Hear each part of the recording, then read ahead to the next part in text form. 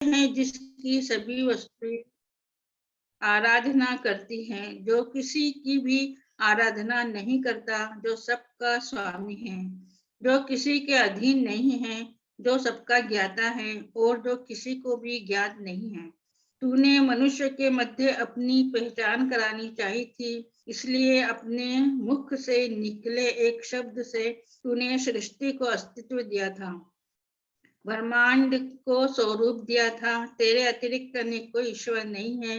स्वरूप दाता, सृष्टा, सामर्थ्यवान, सर्वशक्तिमान, तेरी इच्छा के क्षितिज पर प्रकाशमान इस शब्द के माध्यम से मैं तुझसे याचना करता हूँ कि मुझे उस जीवन जल का ग्रहण करने के योग्य बना, जिसके द्वारा तूने अपने प्रियजनों के हृदय को अनुप्राणित और आत्माओं के चैतन्य किया है, ताकि मैं हर समय प्रत्येक परिस्थिति में पूर्णतया तेरी ही ओर उन्मुख रहूं। तू शक्ति, महिमा और कृपा का ईश्वर है। तेरे अतिरिक्त अन्य कोई ईश्वर नहीं है। तू सर्वोच्च शासक, महिमावंत, सर्वदर्शी है। बहाउल्लाह।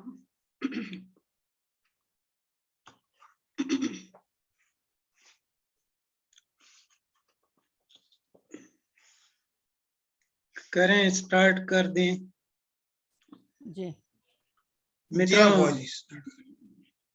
मित्रों, हमने पिछली बार से टैबलेट ऑफ कार्मेल उसके अध्ययन का एक ग्रुप स्टडी शुरू किया था। पहली सिटिंग हमारी हो चुकी है, ये हमारी दूसरी सिटिंग है। और पिछली बार क्योंकि ये जो लिंक अनुज के थ्रू नहीं था, अभी अनुज के थ्रू है तो इनके पास अच्छी फैसिलिटी है स्लाइड वगैरह बताने की।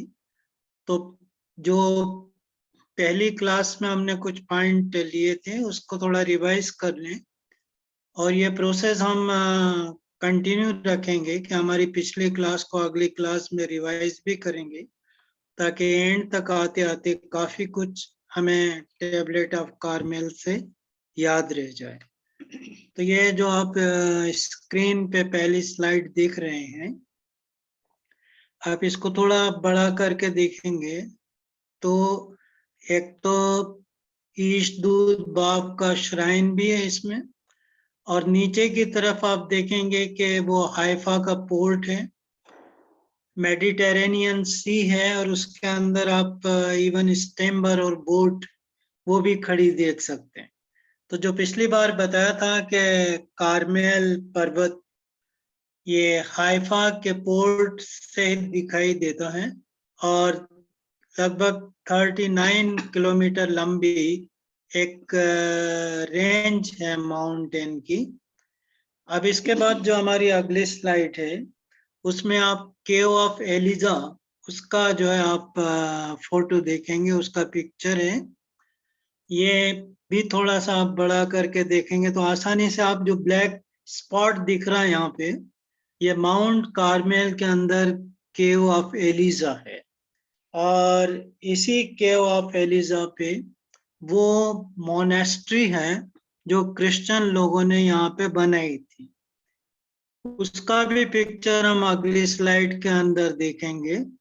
ये वो मोनेस्ट्री है जो केव ऑफ एलिजा पे क्रिश्चियन लोगों ने बनाई थी, और ये सोच के उन्होंने इसको बनाया था कि जब एलिजा जो के प्रॉफिट थे, यहूदियों के भी, क्रिश्चियनों के भी और मुस्लिम्स के भी, तो वो जब वापस आएंगे तो वो यहाँ पे जरूर आएंगे, जीसस भी आएंगे तो यहाँ पे जरूर आएंगे। तो ये सोच के जो है उन्होंने इसको बनाया था। उसके बाद फिर जो अगली स्लाइड हम देखेंगे तो एक कहानी आपको बताई थी, उससे रिलेटेड ये स्लाइड है। उसमें आप स्टैचू देखेंगे वो उस बुद्ध का जिसको बाल के नाम से जानते। तो ये एक स्टोन पे बनाया गया, उसको उभारा गया एक डायग्राम है, जिसके अंदर वो जो उनका बड़ा सा बुद्ध था, 4 मुंह वाला बाल, उसके बारे में बताया था। मित्रों, यहाँ पे नीचे आप देखोगे तो संस्कृत के अंदर एक वाक्य लिखा हुआ है, इसको हम ब्रह्म सूत्र के नाम से या ब्रह्म वाक्य के नाम से जानते हैं। ब्रह्म वाक्य को अगर आप ट्रांसलेट करें पर्शियन के अंदर तो ये हो जाएगा कलमा खुदा, या अगर आप अरबी में इसको ट्रांसलेट करेंगे तो ये होगा कलमतुल्लाह, यानी अल्लाह का कलाम। इंग्लिश में गॉड वर्ड्स। तो ये जो गॉड वर्ड्स हैं या जो ब्रह्म सूत्र है या ब्रह्म वाक्य है, ये ध्यान देने योग्य बात है। इसलिए कि जब हर धर्म शुरू होता तो कहीं भी कोई भी धर्म का अनुयायी आपको ये नहीं कहेगा कि जो ईश्वर है या प्रभु या परमेश्वर है ये 2 हैं या 4 हैं या 10 हैं। सब यही कहते हैं कि ईश्वर एक है, लेकिन समय के साथ उसका जो प्रारूप है वो बिगड़ता चला जाता है और अपनी आसानियों के लिए किसी न किसी रूप में हम एक दिखने वाली चीज को पूजने लग जाते। तो यहाँ इस वाक्य के अंदर ये कहा गया है कि एकम ब्रह्मा द्वितीय नास्ति नैना नास्ति किंचन, यानी इसका मतलब ये हुआ कि ब्रह्मा जो है, ईश्वर परमेश्वर अल्लाह गॉड, वो केवल एक है। द्वितीय नास्ति, उसका कोई दूसरा नहीं, कोई दूजा ईश्वर नहीं है। फिर कहते हैं नैना नास्ति किंचन, यानी कदाचित भी, किंचन मात्र भी, लेश मात्र भी नहीं है, नहीं है, नहीं है। तो ये कहा गया है हर धर्म के अंदर, चाहे सनातन धर्म हो, इसको अरबी में कहते हैं ला इलाहा इल्लल्लाह, के नहीं है कोई सिवाय अल्लाह के। तो ये कंसेप्ट हर धर्म के अंदर है। लेकिन जैसे जैसे धर्म आगे बढ़ता है तो उसकी प्योरिटी समाप्त होती रहती है। अक्सर हम इसका उदाहरण लेते हैं, जैसे गंगा गंगोत्री से जहां से निकली थी वहां का जल कितना शुद्ध है, जिसमें कोई प्रदूषण नहीं। लेकिन जब वो है कानपुर में आ जाती तब आप देखिए कि आप उस पानी को पीना तो दूर, स्नान करने में भी आपको संकोच होने लगता। तो जैसे जैसे कोई चीज आगे बढ़ती है तो प्रदूषित होती चली जाती, और यही हर धर्म के साथ होता है। जो उनका एलिजा जिस युग के अंदर आए थे, जिस किंग और जिस क्वीन के बारे में आपसे बात कही थी, वहां भी उनको यही शिक्षा देने आए थे कि केवल एक ईश्वर को मानो, इसके अतिरिक्त जो है और कोई दूसरा ईश्वर नहीं है। अब इसके बाद फिर हम आज की जो हमारी कोशिश है टैबलेट ऑफ कार्मेल को ग्रुप में समझने की, इसमें हम टैबलेट ऑफ कार्मेल का फर्स्ट पैराग्राफ लेंगे। और फर्स्ट पैराग्राफ के लिए जो अनुज स्लाइड लगाएंगे, ये ऊपर इसको हिंदी में भी दिया हुआ है और नीचे जो है इसको इंग्लिश के अंदर भी दिया हुआ है। ये आपके सामने रहेगा और इसको हम थोड़ा थोड़ा पढ़ेंगे और उसके बाद इसको समझने की कोशिश करेंगे। तो शुरू कहाँ से होती है?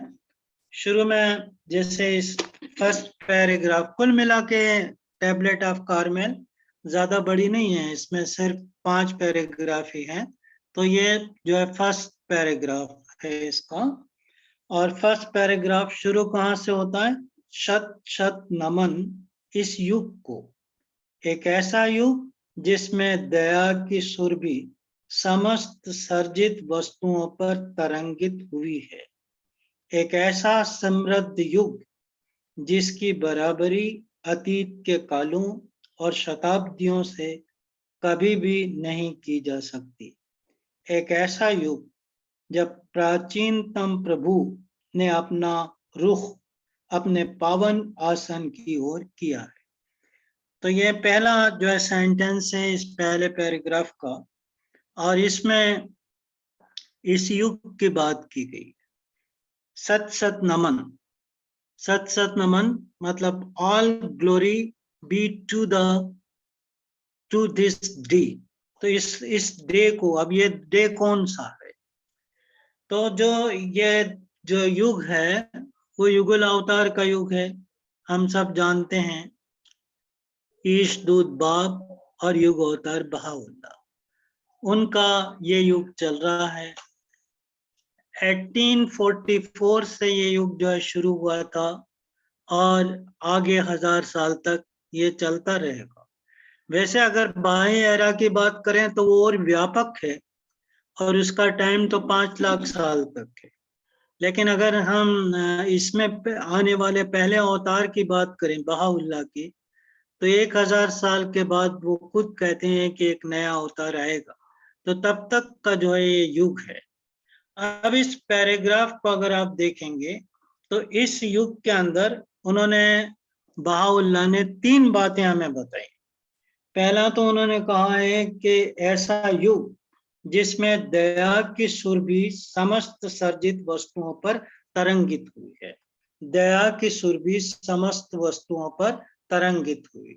अब ये दया की सुरभि से क्या तात्पर्य है बहाउल्लाह का, और हमें ये और कहाँ देखने को मिलता है?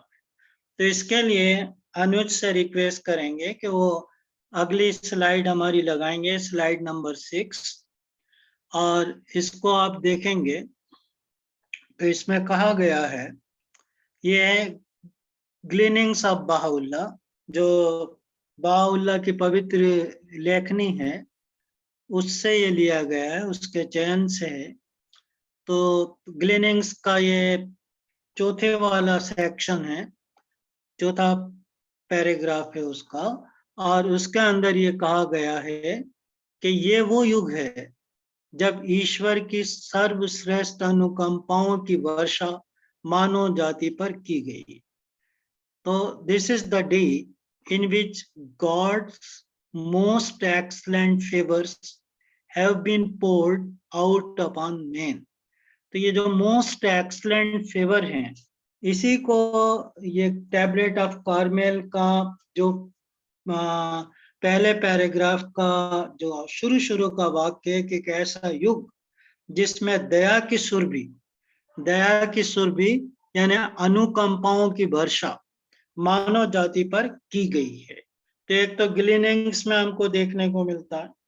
फिर और अगर हम ग्लीनिंग्स में जाएं तो ग्लीनिंग्स के अंदर जब हम 6 नंबर के पार्ट के अंदर आएंगे ग्लीनिंग्स के, जो हमें 7th नंबर की स्लाइड में दिखेंगे, तो देखिए उसमें क्या कहा गया। अगली स्लाइड जब अनुज लगाएंगे 7th नंबर की, आपके सामने आ गई है। इसमें ग्लीनिंग्स के अंदर से ही लिया गया है। 6 वाला मेन पॉइंट है, उसका पैराग्राफ नंबर 4 है। आप इसको घर पे जाके ढूंढ भी सकते हैं, फर्दर आपकी स्टडी के काम भी आएगा। आप इसका शॉर्ट भी ले सकते हैं स्क्रीन से, तो आपके उसमें भी काम आ जाएगा। तो इसमें यह कहा गया है कि इस युग में व्यक्ति का परम दायित्व ये है कि उस पर प्रभु द्वारा बरसाई जाने वाली अनंत कृपा के अमृत जल का भरपूर पान करे। मतलब हर व्यक्ति को, अब यहाँ पे यह नहीं है कि कोई बहाई है या वो वाइडर सोसाइटी का व्यक्ति है, पूरी मानवता के लिए है। और इसमें यह कहा गया है कि जो कृपा वर्षा युग अवतार के आने से मानवता पर बरसी गई है ईश्वर के द्वारा, उसका भरपूर पान हमें करना। अब भरपूर पान से मतलब क्या होता? मतलब ये होता है कि जो शिक्षाएं युग अवतार लेके आए हैं हम उसका अनुपालन करें। और विशेष रूप से जब हम भाइयों की बात करें तो यहाँ पे हमारी एक बड़ी ड्यूटी बनती है कि जो बहाउल्लाह की शिक्षा से अनभिज्ञ रह गए, जिनको अभी पता नहीं है, और वर्ल्ड के अंदर बहुत सारे लोग ऐसे अभी बचे हैं, हमारे आसपास कई लोग हैं जिनको इन शिक्षाओं का प्रकाश नहीं पहुंच पाया, वो इस अमृत जल से वंचित हैं अभी भी। तो यह हमारा कर्तव्य है कि हम अधिक से अधिक लोगों तक बहाउल्लाह के द्वारा लाई गई इस कृपा वर्षा को पहुंचाएं।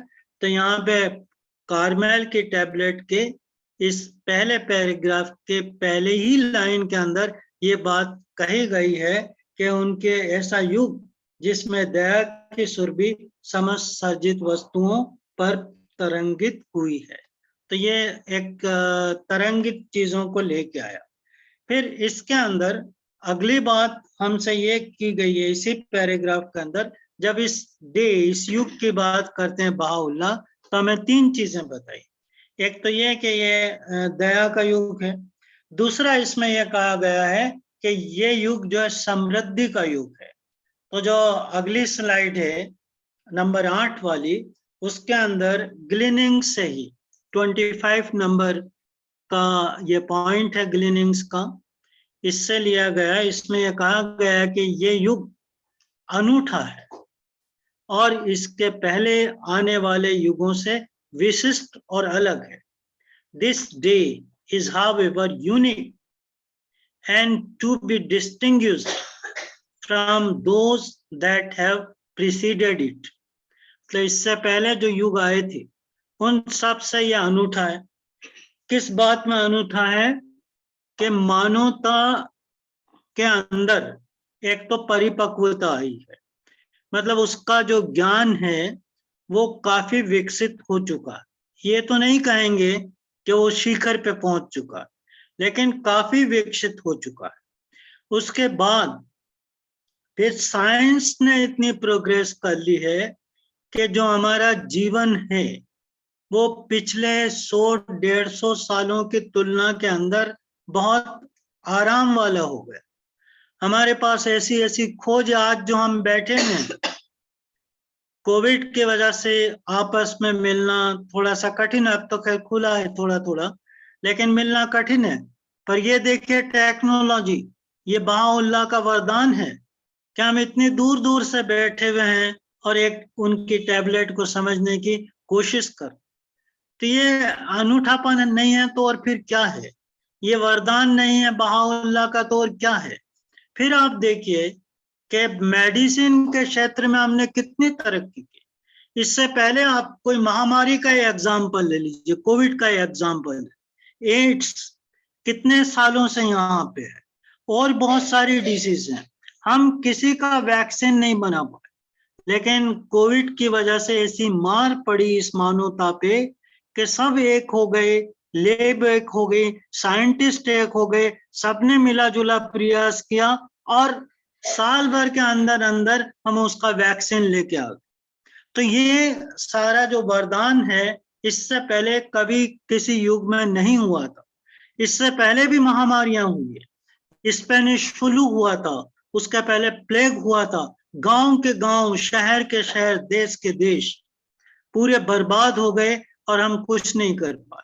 लेकिन अभी डेथ हुई हैं, लाखों में हुई हैं, लेकिन उसके बाद भी करोड़ों लोगों का हमने बचा भी लिया है। तो ये सबसे अनूठा जो है ये युग है। अब क्यों अनूठापन इसके अंदर है? तो उसका आप जब गहराई से इसको सोचेंगे तो आप पाएंगे कि ईश्वर का एक वरदान हमें बहाउल्लाह और ईशदूत बाप के रूप में हम पे बरसाया गया है, और उसकी कृपा से ये जो युग है वो एक अनूठा युग जो है बन गया। उसके बाद फिर तीसरा जो पार्ट है इसी जो पढ़ा था हमने, उसके अंदर अगली बात ये कही गई है कि एक ऐसा युग जब प्राचीनतम प्रभु ने अपना रुख अपने पावन आसन की ओर किया है। प्राचीनतम प्रभु ने अपना रुख, अपना मुख, अपना मुखड़ा अपने पावन आसन की ओर किया है। अब आप देखिए पूरे धर्म की हिस्ट्री, कहीं आपको ऐसा मिलेगा कि किसी जगह प्रभु का पावन आसन स्थापित किया गया हो। अगली स्लाइड में अनुज हमको बताएंगे कि वो पावन आसन कौन सा है। अनुज प्लीज नेक्स्ट स्लाइड नंबर 9। ये देखिए पावन आसन आपके सामने आ गया। यूनिवर्सल हाउस ऑफ जस्टिस, हमारे हृदय की धड़कन, भाइयों की एकता का सूत्र, न केवल भाइयों की बल्कि पूरी मानवता की एकता का सूत्र। तो ये कारमेल पे बना है। बहाउल्लाह जब कारमेल को संबोधित करते हैं तो वो ये कहते हैं कि जो मैं अपना पावन आसन है कार्मेल तुझ पे स्थापित करूंगा। और तब ये स्थापित नहीं हुआ था, ये उनका विजन था। इसीलिए हम जो कार्मेल की पाती है उसको charter of new order of Baha'u'llah के नाम से याद करते हैं। उसको हम मानते हैं कि एक घोषणा पत्र है बहाउल्लाह का, जब उन्होंने बता दिया था कि मैं जो अपना पावन आसन है वो तेरे ऊपर स्थापित करूंगा है कार्मेल। तो ये जो है स्थापित हो गया। अब ये एक ऐसा सूत्र है कि जब तक अगला अवतार नहीं आएगा तब तक ये हाउस ऑफ जस्टिस मानवता को और विशेष रूप से भाइयों को मार्गदर्शन देता रहेगा, हमें गाइडेंस करता रहेगा। ये संविदा आप जानते हैं, इससे पहले हमने विल एंड टेस्टामेंट की स्टडी की थी, और विल एंड टेस्टामेंट के अंदर आप जानते हो कि बहाउल्लाह से संविदा अब्दुल बहा पे आई, अब्दुल बहा के बाद गार्डियन पे आई, गार्डियन के बाद फिर यूनिवर्सल हाउस ऑफ जस्टिस पे आई। कोई दूसरा एग्जाम्पल कोई धर्म की हिस्ट्री से ढूंढ के बता तो दे जिसके अंदर ये कहा गया हो कि संविदा का सूत्र उनके सामने है, उसको देख पाते हैं, उनकी नजरों में है, उसका फोटोग्राफ है, पूरे वर्ल्ड उसको जानता है। तो केवल बहाई फेथ ही एक ऐसा फेथ है जिसके अंदर ईश्वर की वो जो कार्ड है, वो जो रस्सी है, वो अभी भी स्थापित है और ये स्थापित रहेगी अगले समय तक, जब तक कि पूरा युग है और वो यूनिवर्सल हाउस ऑफ जस्टिस के रूप में हमारे सामने मौजूद रहेगा। इसके बाद फिर जो हम अगली स्लाइड में आएंगे, ये इस हाउस ऑफ जस्टिस के साथ साथ ये तो हमारा एक संविदा का केंद्र हो गया। वो जो आपको लिंक बताया सेंटर ऑफ काउनेंट, तो जो है अब्दुल बहा थे, उसके बाद गार्डियन, उसके बाद अब हमारा मौजूदा समय में हाउस ऑफ जस्टिस है।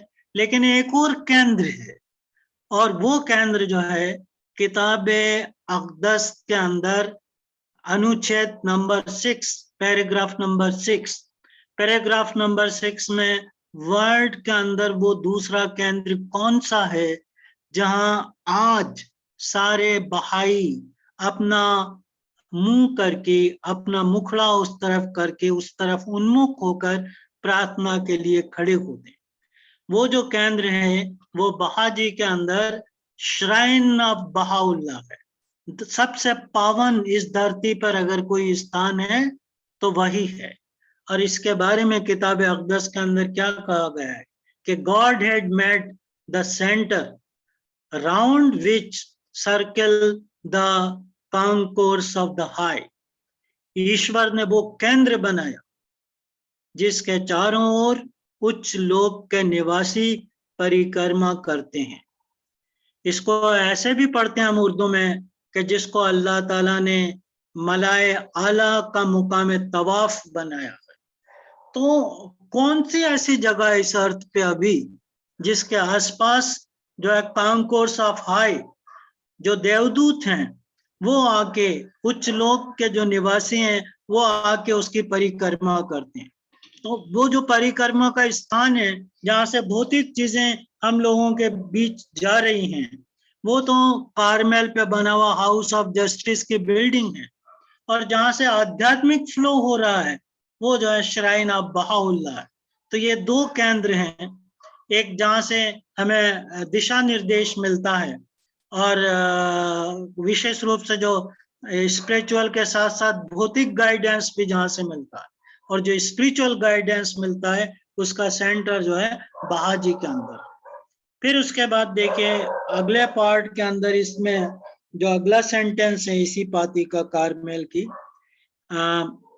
अनुज प्लीज वो स्लाइड नंबर 5 ला दो आप, जिसमें कार्मेल की टैबलेट हिंदी इंग्लिश में है, पीछे आ जाएगी। हाँ ये वाली थोड़ा सा आप इनलार्ज करके देखेंगे तो यहाँ कहा गया है कि अगला सेंटेंस है, वहां समस्त सर्जित वस्तुओं ने और उनके अलावा देवदूतों ने गुहार लगाई। क्या गुहार लगाई? हे कार्मेल, तू शीघ्रता कर, देख ईश्वर के मुखमंडल का प्रकाश, नामों के साम्राज्य का सम्राट और स्वर्गों के रचयिता का पदार्पण यहाँ पे हुआ है। अब ये फर्स्ट पैराग्राफ का सेकंड पार्ट है, जिसमें सारी सर्जित वस्तुएं और सारी सर्जित वस्तुओं के अतिरिक्त जो है जो देवदूत हैं वो कारमेल को संबोधित कर रहे हैं, वो उससे मुखातिब हैं, वो उसको एड्रेस करते हुए कहते हैं, क्या कहते हैं कि हे कारमेल, तू शीघ्रता कर, देख ईश्वर के मुखमंडल का प्रकाश, नामों के साम्राज्य के सम्राट और स्वर्गों के रचयिता का पदार्पण यहाँ पे हुआ है। तो जो बहाउल्लाह जब पधारे थे, उनके चरण कमल जब इस पर्वत पे पड़े थे, तब जो है सारी चीजें वहां पे इसको एड्रेस करके कह रही हैं। यही बात आपको किताब अक़दस के अंदर भी हमेशा जब ये फेथ आया, बहाउल्लाह की यह मंशा है और उसके द्वारा ईश्वर की यह मंशा है। ईश्वर भी यह चाहता है कि शीघ्र अति शीघ्र सारी मानवता इस फेथ की ओर बढ़े और इसको जो है स्वीकार करे। अब इसको जो है मैं रिक्वेस्ट करूंगा अनुज से कि वो 11 नंबर की स्लाइड लगाएं, जिसमें किताब अक़दस के सेकंड पैराग्राफ से एक कोटेशन हमने लिया। इसमें कहा गया है, देखिए यहाँ भी जल्दी करने के लिए कहा है, हे ज्ञान विवेक संपन्न लोगों, शीघ्रता करो और जी भर पान करो। कहते हैं साहिबान फहम, जल्दी करो और सैर होकर पियो। Hasten to drink your fill, O man of understanding. तो ये किताब अक़दस में भी बहाउल्लाह कहते हैं, यहाँ सारी चीजें और जो देवदूत हैं वो कारमेल से कह रहे हैं कि जल्दी करो, सुनो यहाँ पे कौन आया तुम्हारी धरती पर, किसने अपने चरण कमल रखे, उसकी तरफ तुम जो है देखो। जब अगला पैराग्राफ हम अगली क्लास में स्टडी करेंगे तो फिर वो एक डायलॉग है between the Baha'u'llah and the Carmel, तो उसको जो है हम उसका अध्ययन करेंगे। अब देखिए किताब अक़दस जो आप जानते हो कि अरबी के अंदर अवतरित हुई, और जो किताब अक़दस की अरबी है वो गजब की अरबी है। अगर अरबी जानने वाला व्यक्ति है, देखिए हम हिंदी में इसको ट्रांसलेट करते हैं तो कितने शब्द इसके अंदर आ गए।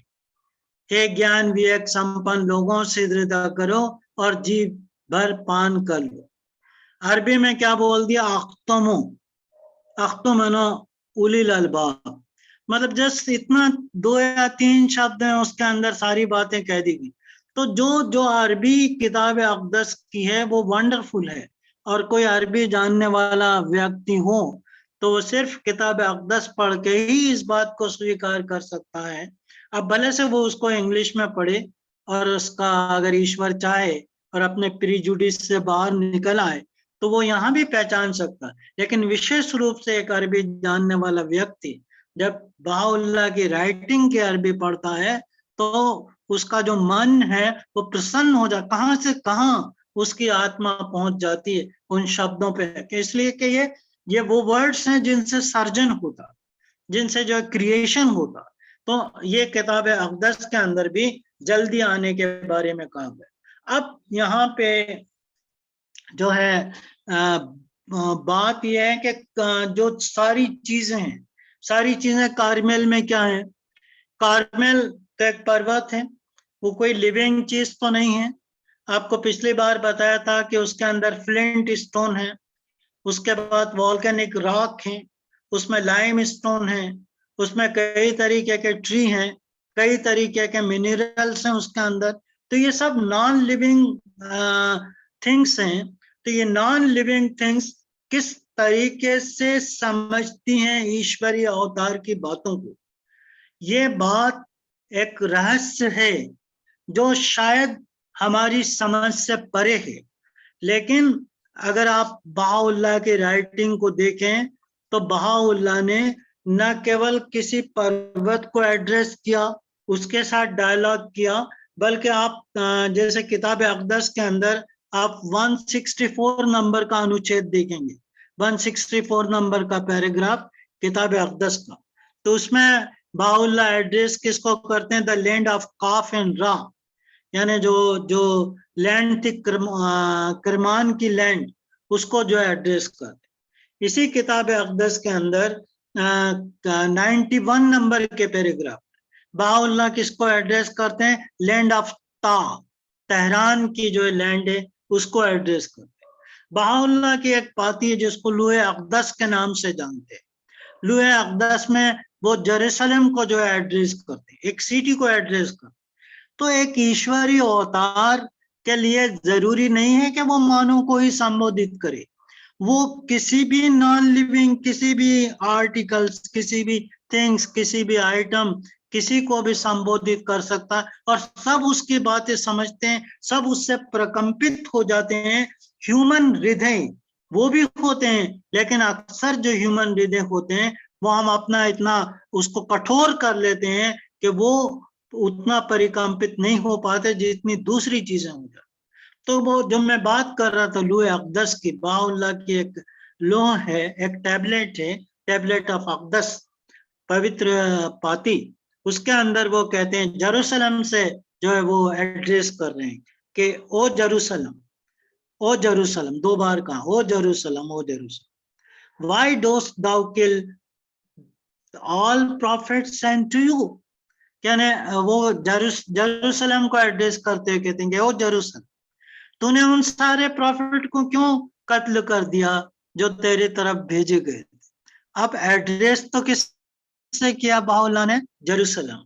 लेकिन उसका जो मतलब है वो किससे है? अगर आप थोड़ा सा सोचें, इस पे विचार करें, तो नाम है जेरूसलम का, पर जो संबोधित किया गया वो यहूदी लोगों से किया गया, क्योंकि उनके अंदर बहुत सारे प्रॉफिट आए।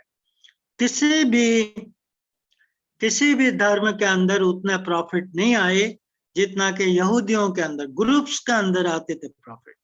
तो बहुत सारे प्रॉफिट आए और बहुत सारों को उन्होंने कत्ल भी किया।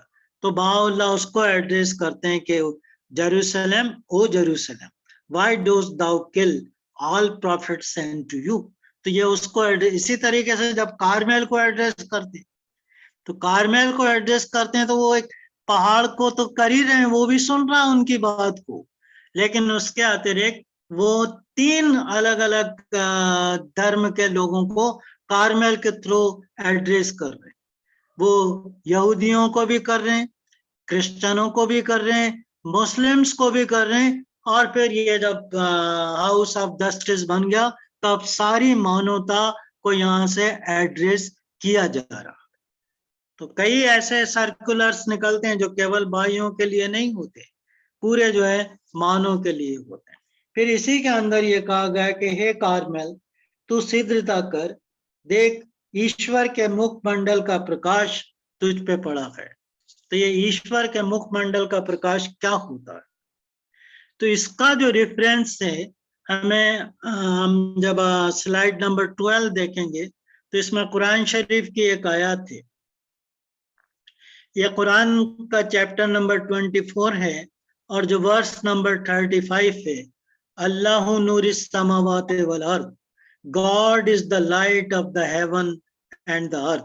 तो ये जो ईश्वर होता है, जब वो अपने अवतार के द्वारा आता है तो वो उसका प्रकाश पड़ता है। तो उसको बहाउल्लाह का एक और टाइटल क्या है? युग अवतार तो है ही है, उनका एक और टाइटल क्या है? ब्लेसेड ब्यूटी हम उनको बोलते हैं, या पावन सौंदर्य के नाम से हम जानते हैं, जमाल मुबारक कहते हैं। ये जमाल क्या है? जमाल जो है वो ब्यूटी है, और वो ब्यूटी ईश्वर से, ईश्वरीय अवतार को आती है। तो आपने सुना होगा, कई बार आपने पढ़ा होगा कि बहाउल्लाह जब किसी से बात करते थे तो अपनी आंखों को नीचा करते थे, क्योंकि वो जो नूर उनकी आंखों से निकलता था, उनके मुखड़े पे जो प्रकाश था, उसे कोई बर्दाश्त नहीं कर सकता था, कोई याद नहीं रख सकता था उसको कि वो कैसे थे। तो एक ऐसा प्रकाश होता है जिससे वो कहते हैं कि जो कारमेल है वो भी उस प्रकाश से चमक उठा। फिर उसके बाद आगे उसमें कहा गया है कि ईश्वर के मुखमंडल का प्रकाश नामों के साम्राज्य के सम्राट। अब ये नामों के साम्राज्य के सम्राट क्या है? नामों के साम्राज्य के सम्राट और स्वर्गों के रचयिता का पदार्पण यहाँ पे हुआ है। तो नामों का साम्राज्य क्या है और स्वर्गों के रचयिता से यहाँ पे क्या मतलब है, ये स्लाइड नंबर 13 के अंदर जब हम लॉन्ग ऑब्लिगेटरी प्रेयर पढ़ने के लिए खड़े होते हैं तो उसकी शुरुआत ही कहाँ से होती है? शुरुआत यहीं से होती है, ओ दाओ who are the Lord of the names and the makers of the heavens. हे वो जो समस्त नामों का स्वामी और आकाशों का सृजन करता है। तो ये इसको जो है उर्दू में कहा गया है खुदावंद अस्मा, लॉन्ग ऑब्लिगेटरी प्रेयर के अंदर बिल्कुल शुरुआत, एक खुदावंद अस्मा है खालिक समा। कितना टाइम बचा? 30 सेकंड करीब बचे।